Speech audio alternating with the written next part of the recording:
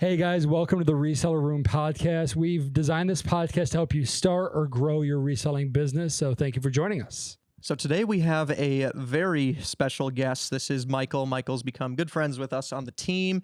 He works with Retro Rick. Eager for all of you guys to get to know him. He's an invaluable asset to Rick and his team. So we're really excited to talk with him. It's great to be here, guys. Thanks for having me. All right, let's dive in.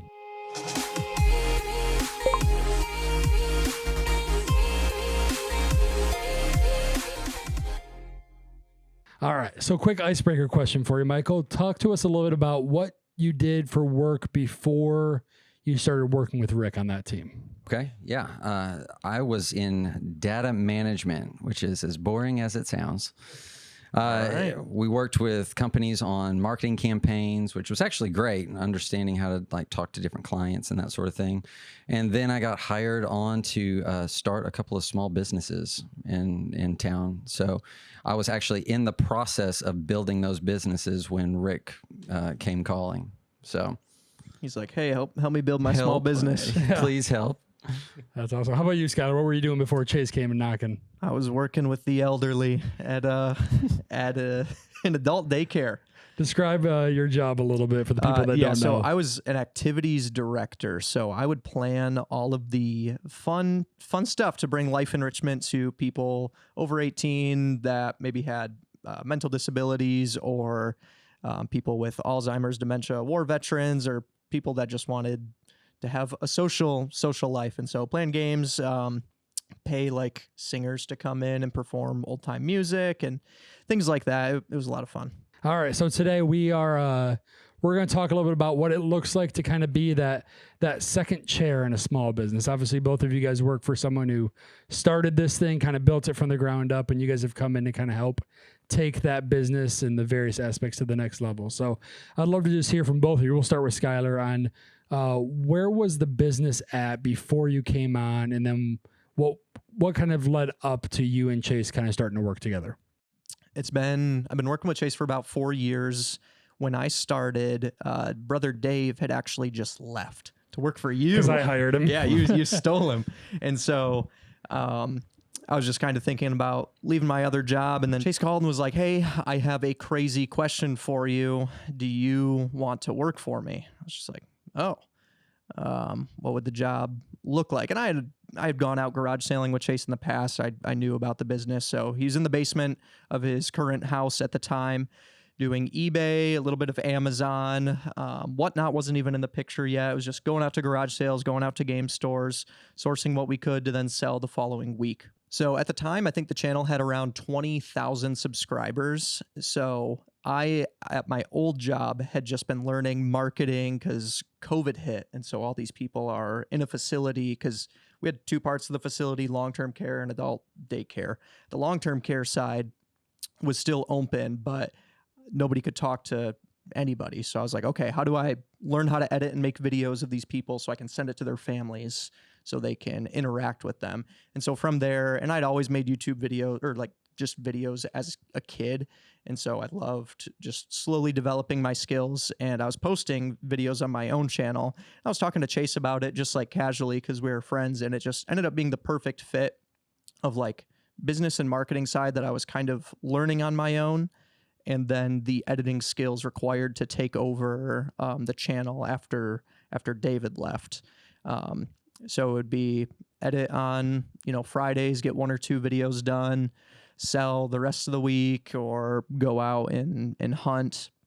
And then it's just kind of skyrocketed since. Kind of being a catch-all at the beginning for sure. Yes. Yeah. So Michael, for you, where was Rick's business at when you kind of started, and why did he kind of bring you on in the role that he brought you on in? Yeah, sure. So Retro Rick on YouTube was alive and well. I think he was 4 or 5 years into content creation at that time.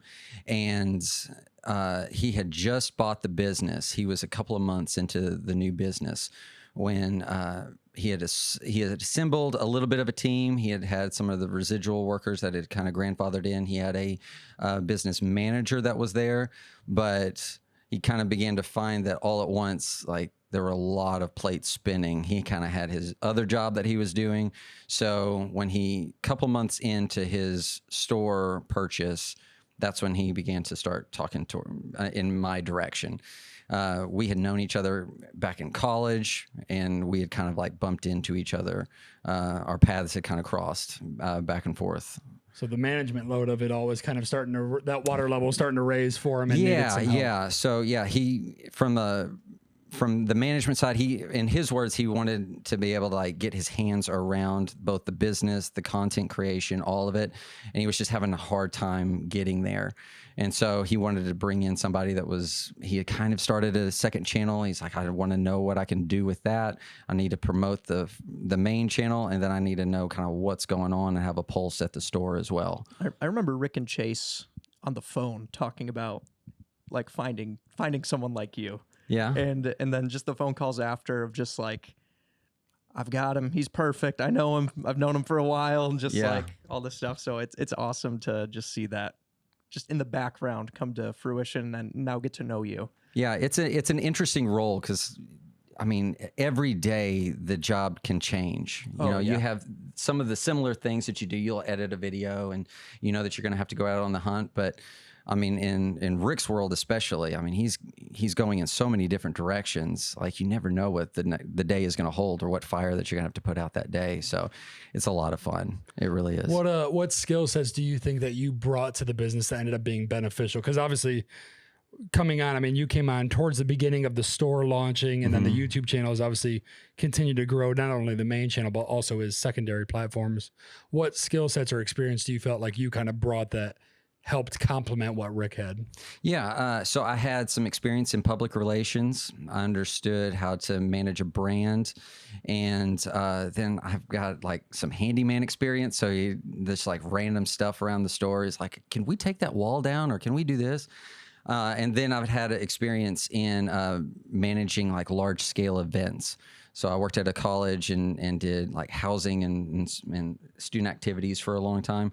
And so he had in the back of his mind that he wanted to launch a convention, but just didn't have the manpower or the brain power to put at it. So I was kind of the guy that was kind of the jack of all trades that he needed to just kind of come in and just kind of in one fell swoop, just kind of try to address a little bit of everything. Do you find yourself like having ADD brain? A little bit. And does that help with the being able to just pivot super quick? Yeah, you have to be able to shelf an idea and then just drive forward to try to get something completed or push the ball as far down the road as you can. And then then you got to be able to switch. And so all at once, in 15 minutes, you'll have store question, you'll have a YouTube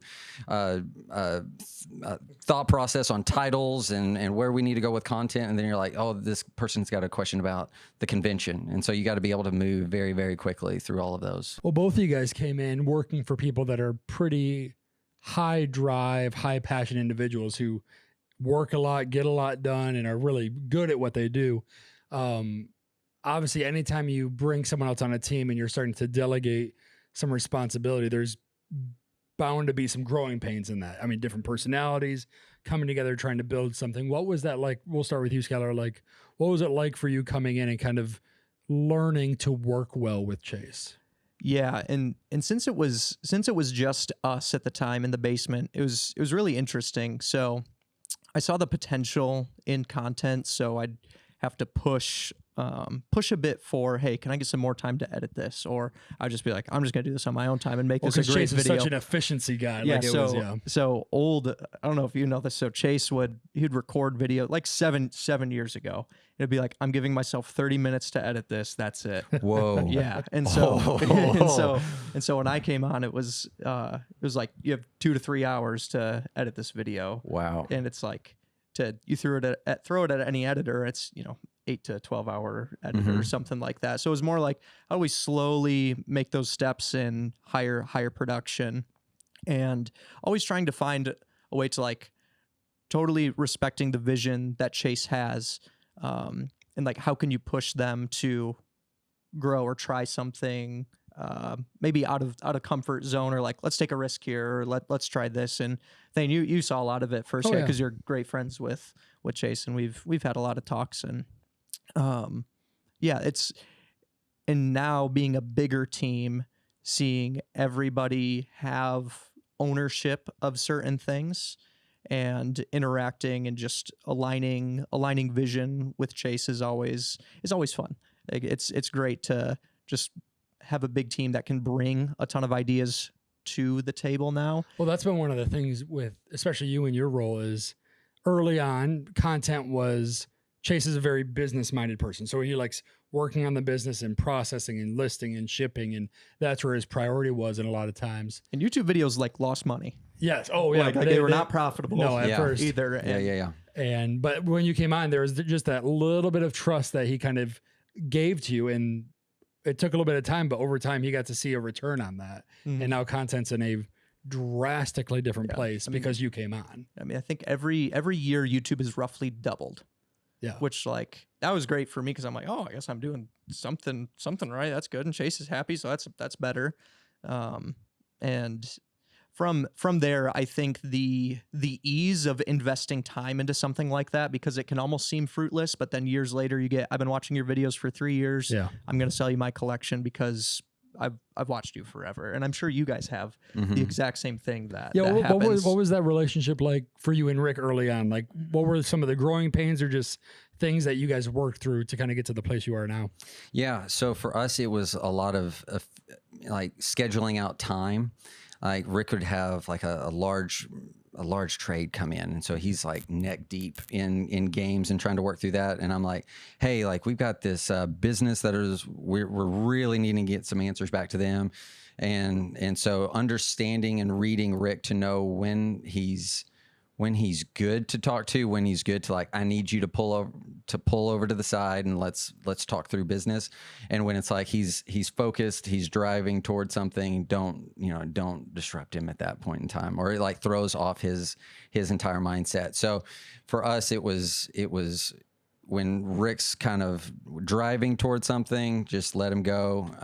But that was for us, like understanding efficiencies for the business and when we can take a high level view at something and when we need to grind. Yeah. It makes me see why like CEOs will hire someone to shadow them for like a year and just learn how they think. I think seeing you operate, I can tell you know what Rick would say to something, or you'd be like, Rick wouldn't want to do that, or Rick would want to do this, or whatever. How long do you think it took you to maybe get to that spot? Oh, dude, it's still in process. Yeah, right. It's still in process. It took, I don't know, probably around 6 months when I was there full time for it to really start going, okay, like team, you can just bring it to me and like just pull that off of Rick's plate. The more I can leave Rick's brain alone and let him focus on what he's seeing as a priority, the better. So for us, it was probably around 6 months before it was like, okay, I really understand a little like where he's wanting to go and what he sees as a priority. You guys have gotten to work with them obviously for a length of time now, several years. And how long have you been working with Rick now? Just about 2 years now. What are you guys' favorite things about them as leaders? Now that you've gotten to see them and kind of be in close proximity in growing businesses, what do you guys admire about how they lead, how they kind of have a vision and a structure for the business? Yeah, for us, Chase always from day one has treated us all like partners in the business, and we all are invested in some aspect of the business, right? But being able to make some of those micro and macro decisions, really just enabling us to lead our own areas and really just hands off the reins. Like, I trust you guys. You'll do what's best. So, for instance, for me and David now, it's content. We're just kind of, what we say just kind of happens. For Alex, now he's doing a big chunk of our purchasing. Like, he kind of has a blank check to just get what he wants. We know he's not going to tank the business. For Matt, it's our systems and efficiencies. Hey, all of this needs to be moved. Like, we're going to move it. Just things like that. That's been encouraging to all of us because everyone likes to feel in control of something, right? Right. Agreed. Yeah, for Rick, I appreciate that he is similar. He's a similar person off camera that he is on camera. So like Rick's fun and goofy and enjoys being kind to people. he's the exact same way when the camera goes off. You can't say that about everyone. Like, you know, you'll end recording and they'll just kind of drop in countenance like, yeah, whatever. But like Rick is so kind to every one of his employees, and similar in nature to Chase. He's very trusting. Like early on, he wanted to like look and see kind of where my edits would be for like the second channel and that sort of thing. And then within like a couple of weeks, I'm like, hey, do you want to look this over? And he's like, nope, you got it, man. And so and that's I totally so trust hard you. in the YouTube space to find. Like as I learn more about YouTubers, and just overall back end production, it's so hard to find the connection that you and Rick have, or like Chase, David, and I have. And so, or there's just that trusting, because I feel like a lot of people, especially when they've built something, it's easy to get very possessive of that thing, where you're like, well, I built this and this is how I do it and this is how it's supposed to be. And I think for both of you guys, you've gotten to see someone that's willing to trust and let someone else speak into it and give value to it, which is a big thing. It's a unique way to tell a story that they've crafted. They know where all their story is going, and to give the reins over to that is pretty unique. I think that if you can kind of get into their head and understand like how to tell a story in a way that honors them and gets the point across. Yeah, especially if, I mean, in Rick's case, he was doing videos for years. Yeah, like before Chase was doing videos years before me, and yeah. I wanted to also touch on the generosity thing, like seeing you guys behind. I can vouch, I can confirm. You very, very just generous and kind, off camera, on camera, and same with Chase. Just to brag on him, I mean his generosity to people around, and especially our team, is it's a blessing. Yeah, both really high integrity people there. So I'm curious if you guys were to kind of give any advice to someone who's kind of in that secondary position where they're not the CEO of the company, but they're a really integral part of being a part of a team, or might have some responsibility over certain areas in a business.